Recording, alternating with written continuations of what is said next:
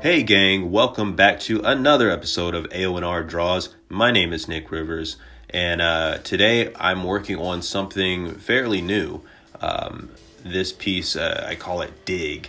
It is a redraw of a drawing that I did in between 2005 2006. And in that drawing, which I'll throw up on screen right about now, that drawing was just a big, beefy dude with giant arms, floating torso, mechanical disaster that I came up with way back then. I believe at the time I was probably graduating art school at the time, or sometime around then. It's been a while. It's been a long time. So I've always had in mind to redo this guy, and I just wanted this drawing of him to be bigger, more menacing. I gave him legs this time, so he's not just a floating torso, arms and head, and just made him kind of live up to his name. So he's actually got the shovel digging somewhere deep.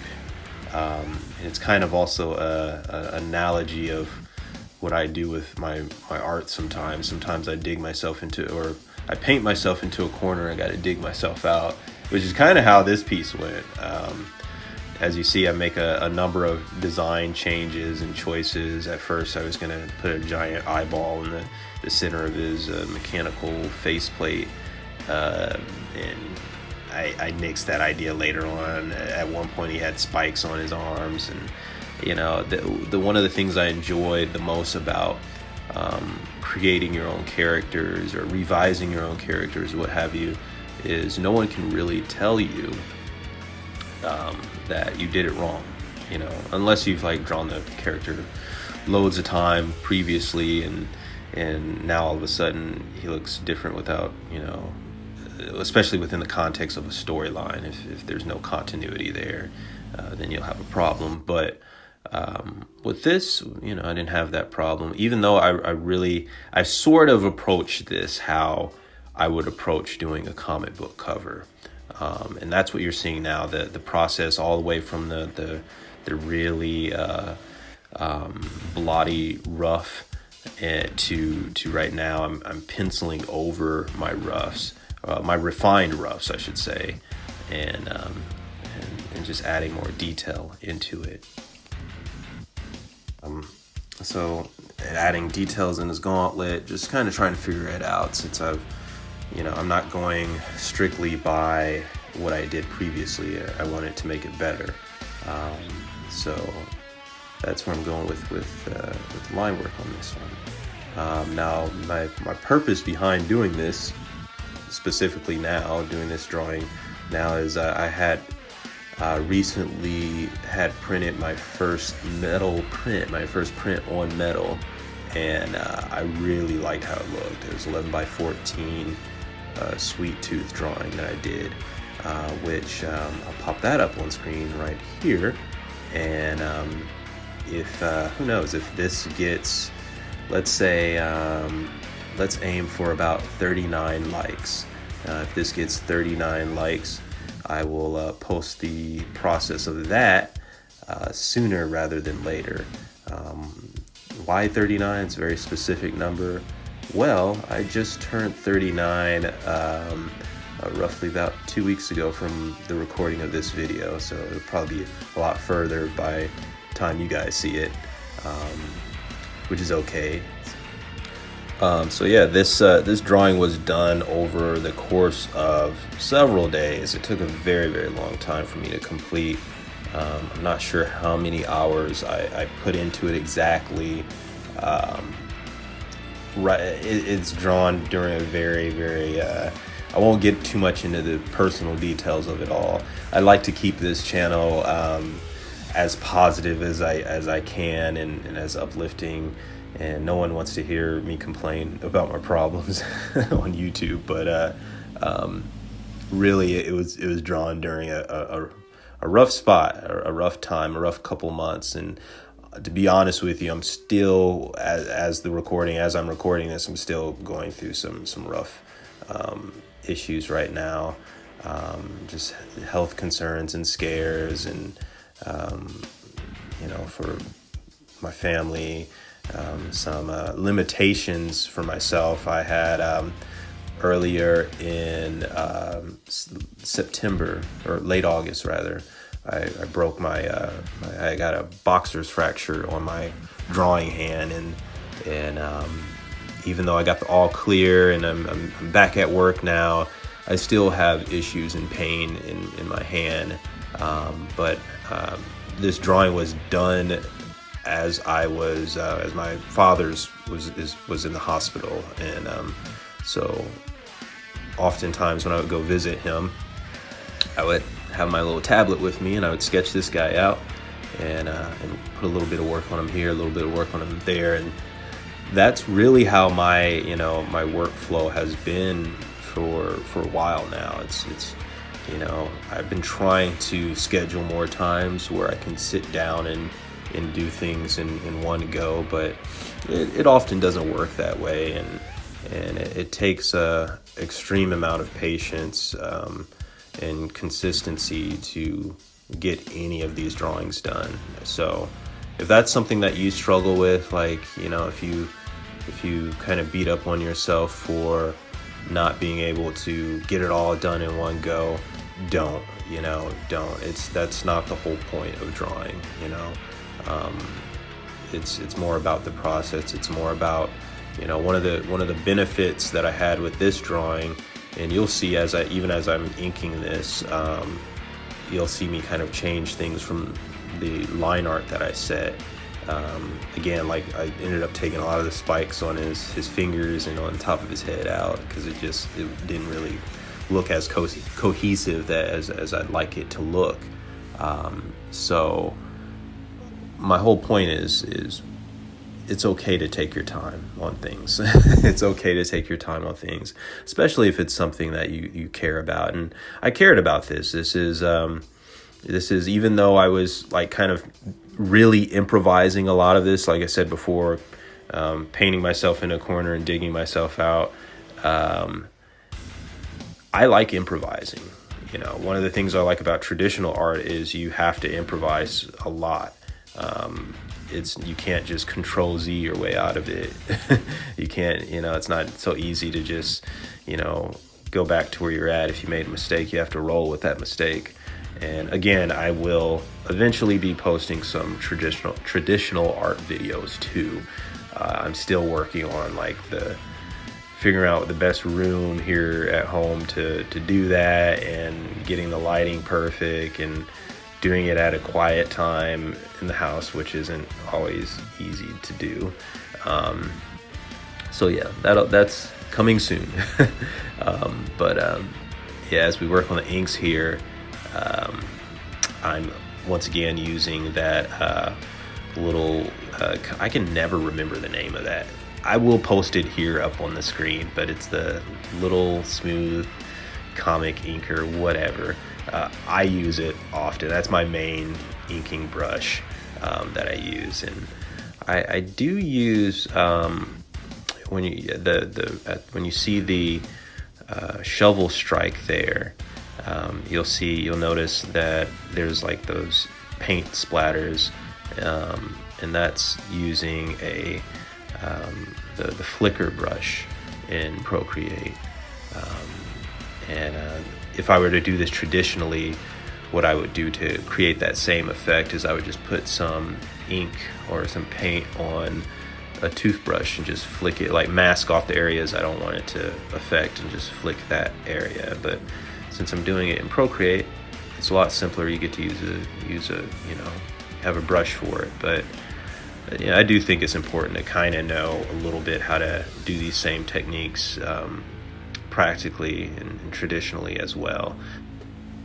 I would say another motivation behind just trying to get as much detail into this piece and just make it look as fierce as I possibly could is I kind of use, I don't know how else to say this, but just use some of the negative reactions or just negativity in my life, or I use that as fuel to the fire. You know, I do, again, I don't want to get too mopey here, but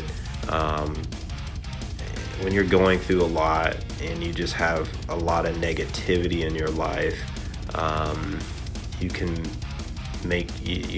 have that negativity make you very bitter. You can have that negativity make you give up on things. I can't tell you how many times I've told myself, oh, I'm done with this. I'm done with drawing. Like, it's all this work, and some of my best pieces don't get the attention that I would have liked them to get.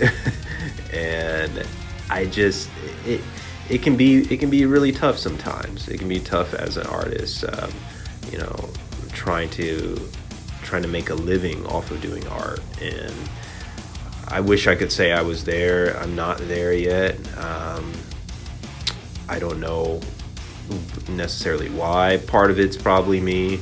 Part of it is I think a huge part of it is the state that I live in. The kind of creative jobs that would use my talent, my skill is just, I don't know if they're cultivated here in the Midwest like they are other places. But yeah, some of that responsibility, a good portion of that responsibility is on me, though. It's just, you have to, again, are you going to be bitter, or are you going to be better? And when I get a little too in my feels about that, I'm like, well, you can be bitter about it and give up, or you could sit down here for a couple hours and just create something undeniably badass. And that's what I try to do. That's the attitude I had going in with this piece. Like, just make it as badass as you possibly can. I referenced my old drawing a little bit just to kind of get the tone down that I wanted, but like you've seen, this is a complete rehaul. And one of the things I love, again, about drawing your own characters is you can take full ownership of the creative design choices, for better or for worse.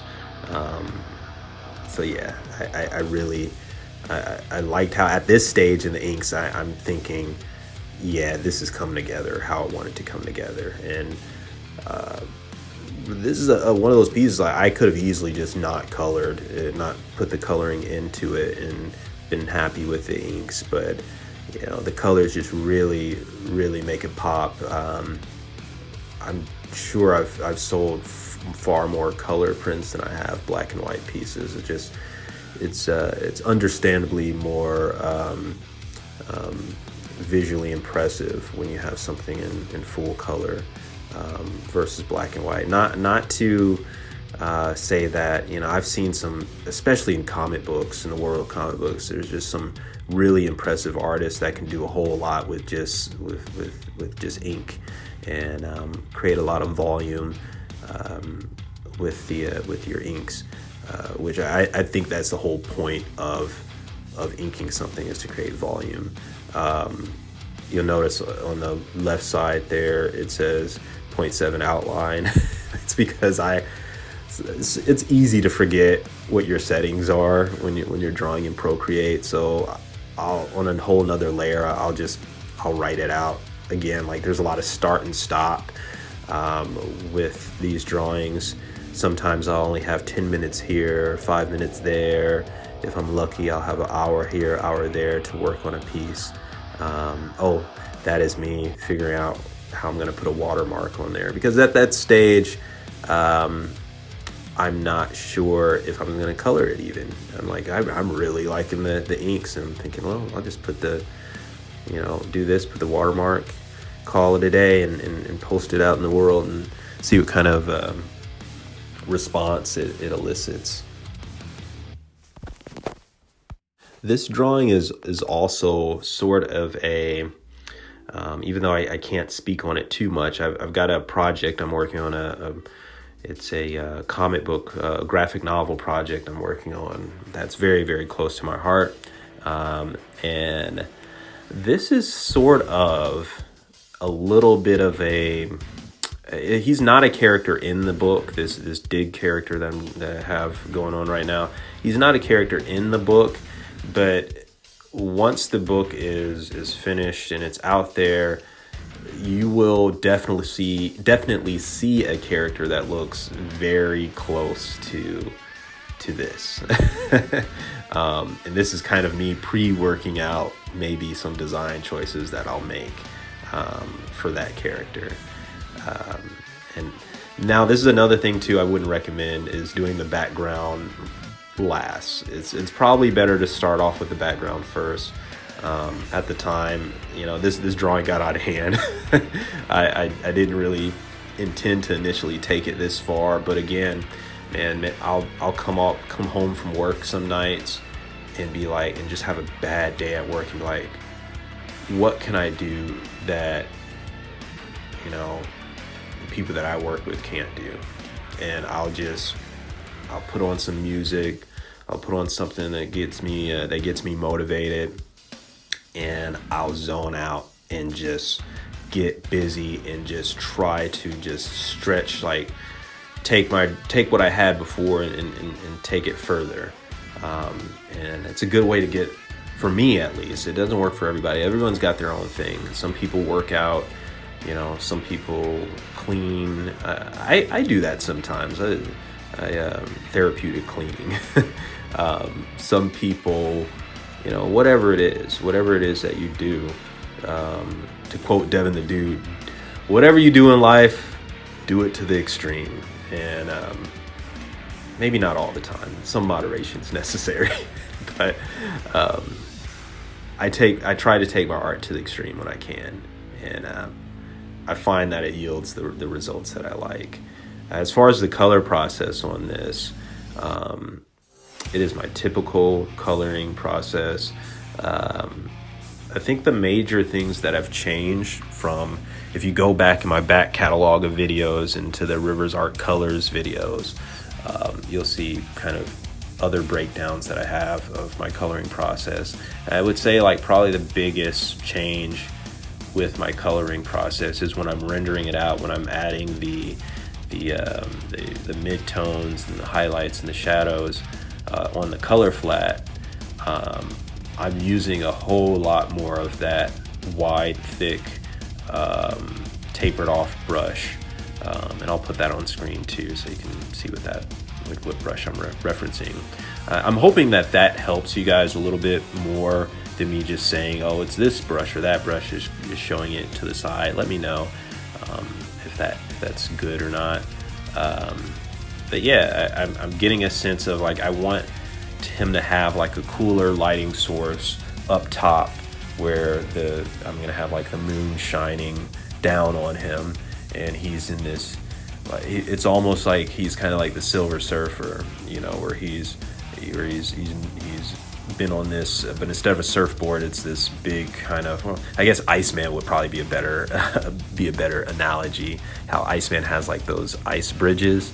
He's on this bridge of stalagmites and this kind of rocky structure, going down to the depths of the unknown. Digging his way into some trouble. So yeah, I like the Frankenstein bits that I came up with. I'm a big fan of Frankenstein monster, and a lot of this drawing was done in late October, so I was really a big fan of doing that. Anytime I can put stitches on a character, it's a fun time. His mask is almost like a throwback to Cabal from Mortal Kombat, one of my favorite characters, and not my absolute favorite character, but one of my favorite characters in Mortal Kombat is Cabal. He looks cool. I've never been a good Cabal player, but I always respect the way he looks. When it comes down to this drawing, though, the thing that I love the most about it is from me. I looked at no references. the only reference I referenced was myself in that older drawing. I took a look at that to reacquaint myself with it, since it's been a long time since I had looked at it. I don't really often look at my old work a whole lot. I try to just kind of do it and then move on. That's kind of the fun thing about recording these videos too. I get to relive the process, and like, oh yeah, I did do that. But as we wrap this up, for those little glowy effects, there's a really cool brush called Light Brush that I used for that. But yeah, as I wrap this drawing up, I'm gonna say that, again, the thing that I love most about it is it came from me. No AI is used, no tracing. This is all me. And I can't tell you how many times it's almost an insult anymore when people come to me up at a show and like, you did all this? This is all you? I'm like, yeah, why couldn't it be? So yeah, anyway, that's a whole nother topic that we won't get into right now. But I will say, if you enjoyed this video, please come back, hit that notification bell so you can stay updated on future videos. I plan on sticking with Aonr Draws this time, and I can't wait till I'm on episode 50. I want this channel to grow. I want this channel to grow with you all, and hopefully make some connections out there in the internet, and make some friends out there too along the way. So if you enjoyed this video, give it a like, subscribe, and until next one,